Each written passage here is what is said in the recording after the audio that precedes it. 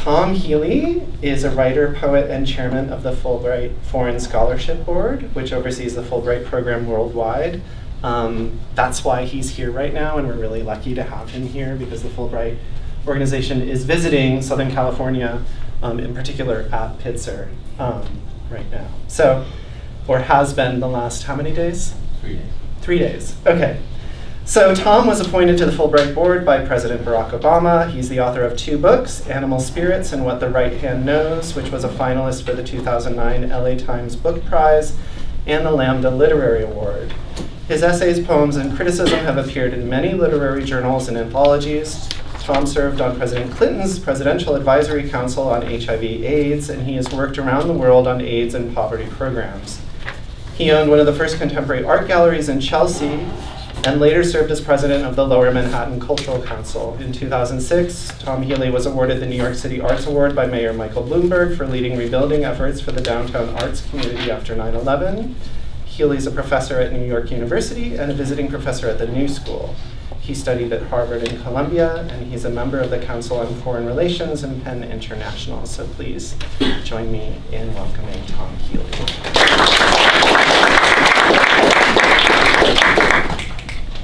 Thank you, Fred. Thank you, everybody, for having me here. I had a friend who is a tattoo artist, and I wanted for a book project to get him to do the drawings, and he said, well, sure, I'll do them, but you have to get a tattoo first. And I hadn't ever gotten a tattoo before, so the first obvious thing to me to get was the title of my book. So it's there, Animal Spirits, and that's actually the picture on the thing, and that's how unimaginative I was. It's pretty literal. So I've got really obsessed with the ideas of tattoos, and probably have an obsessive personality. This was in May. I had no tattoos at 52, and now I have 5. Both are this really personal thing, right? That the idea of making a poem or a song or anything you write is first and foremost, your audience is you, or maybe someone you love or hate, but it's a very small sense of an audience, particularly for poetry. And then the idea of a tattoo is it's mostly you as the audience, or somebody who's really trying to identify you. So anyway, when I decided to get this tattoo, I went to a guy who does tattoo sailors, who's obsessed with New York Harbor and things, and he did the tattoos drawings in this book. And he does a whole range of things I'll show you guys after. But I wanted to read one poem that I have the tattoo for this poem on my ankle, and I'll show you later. And the poem is about your heart being broken. I have a nephew who was doing he was 12, and he's doing a lot of dissecting of frogs and rabbits and other things in biology school, and he said to me, Uncle Tommy, why does everybody say you can break their heart? Because I've seen all these hearts now, and they're not like a glass or something, they can't be broken. And so I wrote this, torn is not broken. You might blade the heart, short black thrusts. You might cross-cut, dissect, rip, sever, set it out on a paper plate to watch the peck and flee of yellow warblers buttering the porch.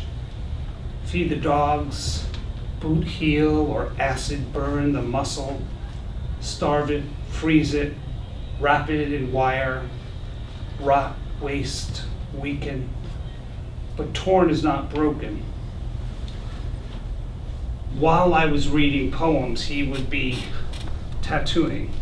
This is kind of distracting to have your leg up and read poems with the thing going on very loudly, but it was kind of a weird experience to feel a little bit in and out of body while that was happening. It also gets a bit of a crowd, and poets will do anything for a crowd. So I'll just read a few others. In fact, I'll read what's the last poem in this book. And the protagonist is my dog. And she was my second tattoo.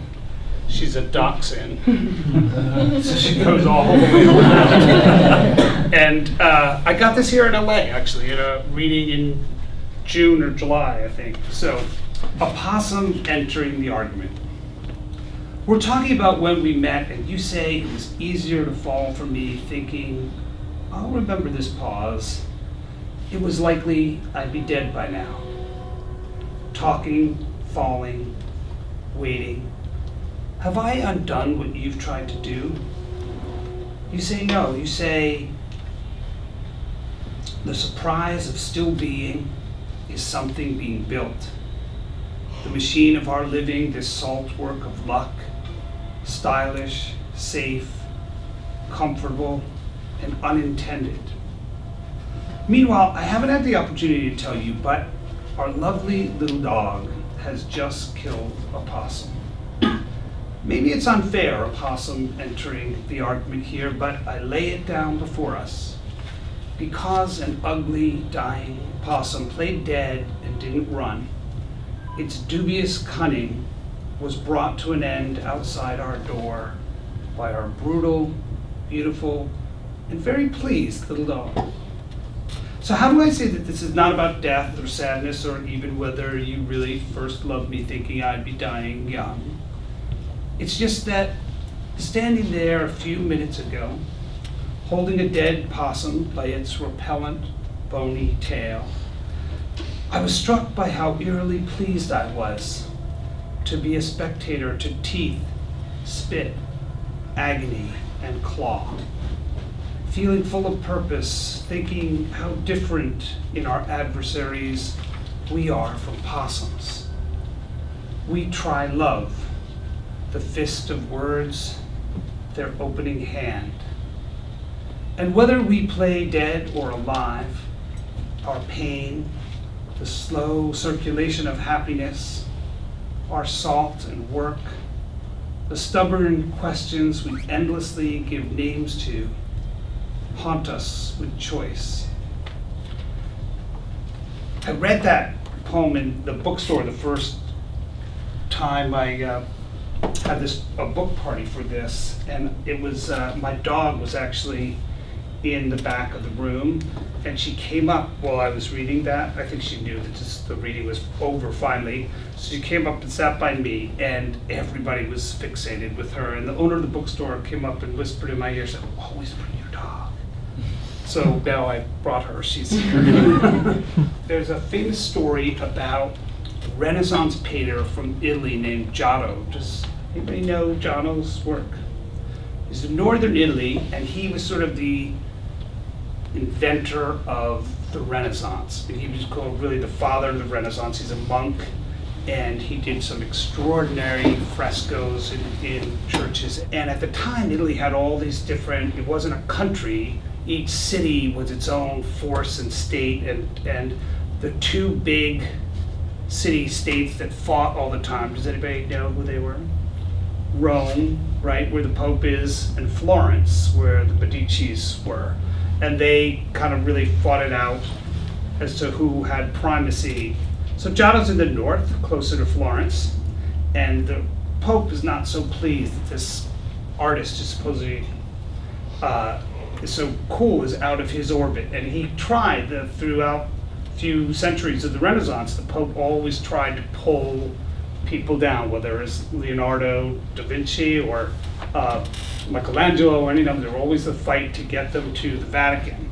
So he wanted Giotto to come, and he wouldn't come.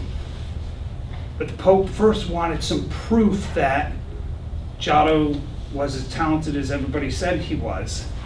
And so this papal emissary came and said, all right, so give me something to take the Pope to show why you're such a big deal. So Giotto sit and drew a circle on a piece of paper and handed it back to him. And that was his thing, that he could draw a perfect circle without any guidance or anything with the hand. And I actually do have a circle on my upper arm here. This is called, it's actually an O with an apostrophe. And you know how in old poems the O would be to kind of open mouth thing, and so you'd say, "Oh, great love, remember me." You know, Shakespeare uses it. Lots of romantic poets use it, and it was a way of summoning the muses. Like you just opened your mouth into this O of sound, and you'd hope that somebody somewhere was going to give you some inspiration, and that you'd breathe that in and breathe it out. Do you know what inspiration actually means? It's the taking in of breath, right? It's inspiring. And so you get inspired because there's this something out there that you're going to take in. And so if it's breathing, got to open your mouth pretty damn wide. And so the O is kind of old-fashioned thing for poetry. And there's a poetry festival in Miami that I'm part of. It's called the O Miami Poetry Festival. It's a lot of fun, and a lot of us got our O's tattooed one night there. This is called The View from Here. Giotto drew a perfect circle with one quick turn of kohl. The shape of astonishment, forever's empty frame, a coin on the tongue, how our eyes never are. But relax, love, into this world we're finding, and the perfect hurt in how it turns. So a chinto is this poem where you take one line from all sorts of other poems and put them together. And it's called a chinto because chinto was a rag.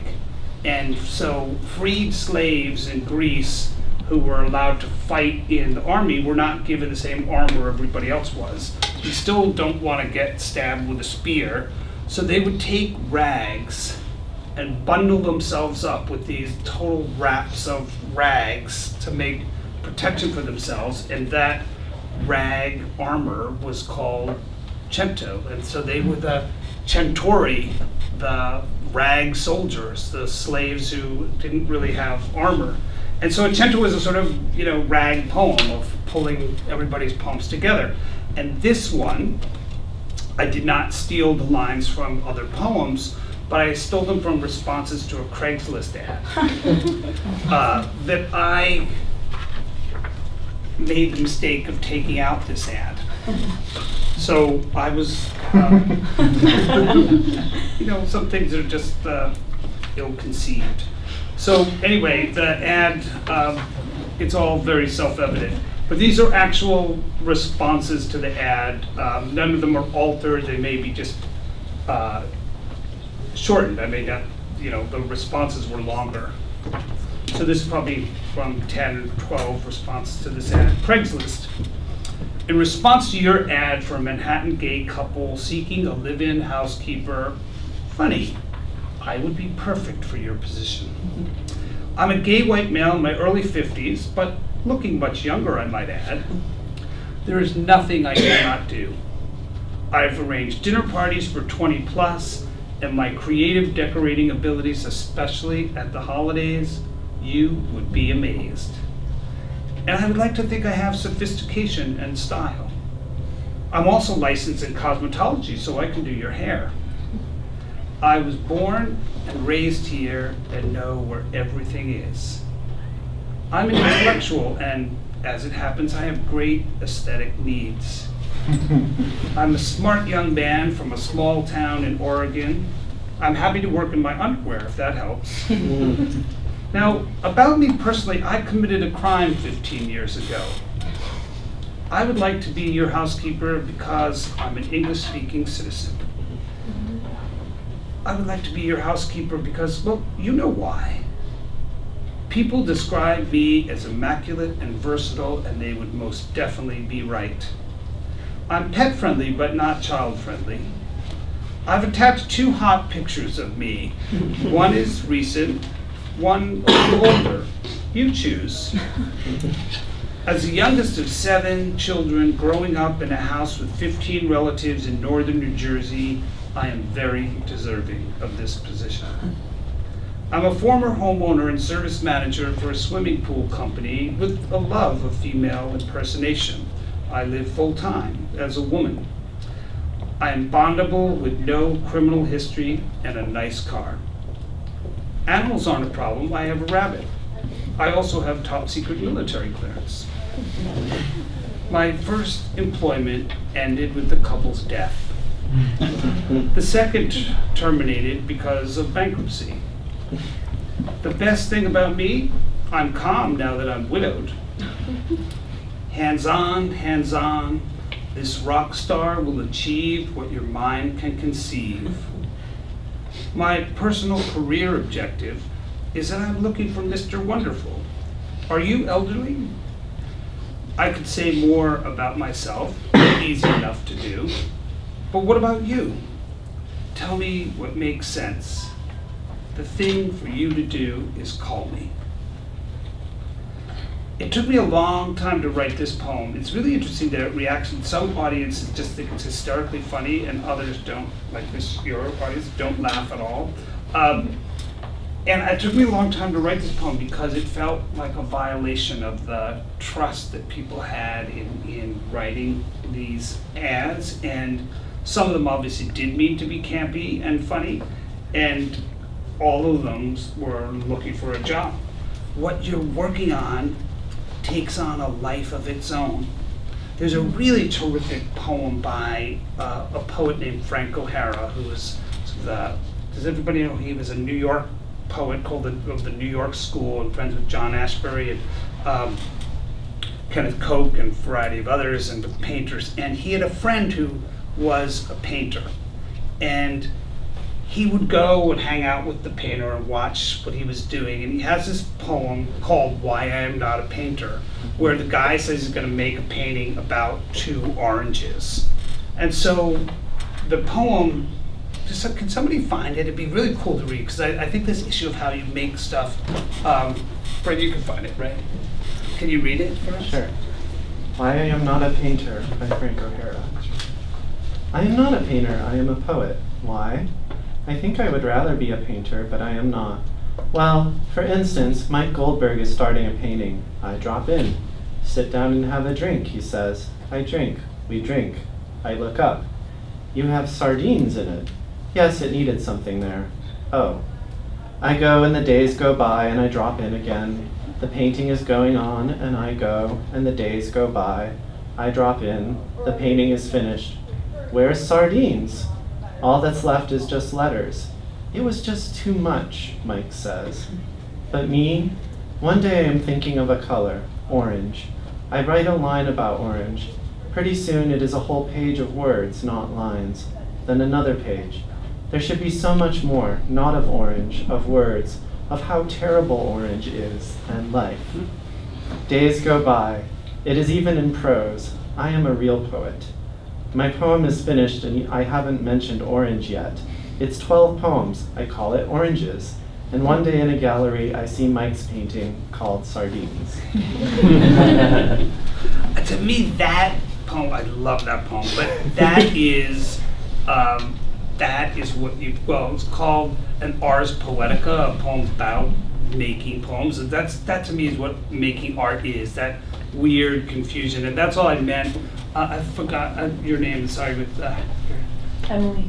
That's what I meant by saying you can't get it right when you're trying to. Yeah. So if you get rid of the being trapped by thinking you have to capture something, like Stravinsky going in his head and trying to capture that music and kill it. That's what does happen if you capture it. And you don't make stuff about things. It's like he said, he's trying to make a poem about oranges. And then you think, what does it mean to do that? Suddenly you're just making the poem. And now we're going to make some tattoos, aren't we? Yeah. Awesome. Thank you. So thank you.